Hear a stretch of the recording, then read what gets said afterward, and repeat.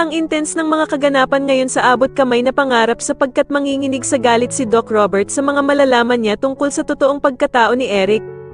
Dito nga matapos niyang ipahanap kay Kinito ang background ni Eric ay matagumpay niya ngang makikita ito at agad niya itong ibibigay kay Doc Robert.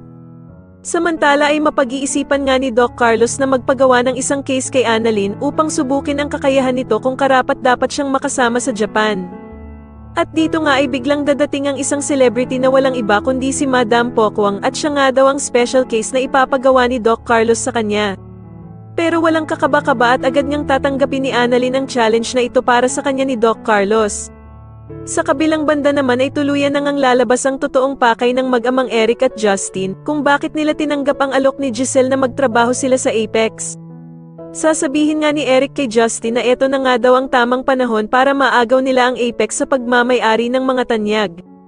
Sasagutin naman siya ni Justin na patuloy pa din nga daw talagang gumagawa ng mali at masamang desisyon ang ina niyang si Giselle dahil nga daw sa pagpapapasok nito sa kanilang mag-ama. Samantala ay magkakaroon naman ng hadlang sa masasamang mga plano nilang mag-ama dahil sa may biglangang bata na susulpot sa kanila para magbigay konsensya sa mga masamang binabalak nila.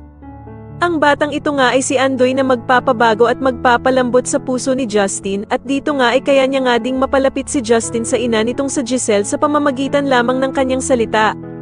Sa kabilang banda naman dahil nga sa kawalan ng tiwala ni Doc Robert kay Eric, ay uutusan nga nito ang tauhan ni Don Pepe na si Kinito upang magsagawa ng background check sa ama ni Justin.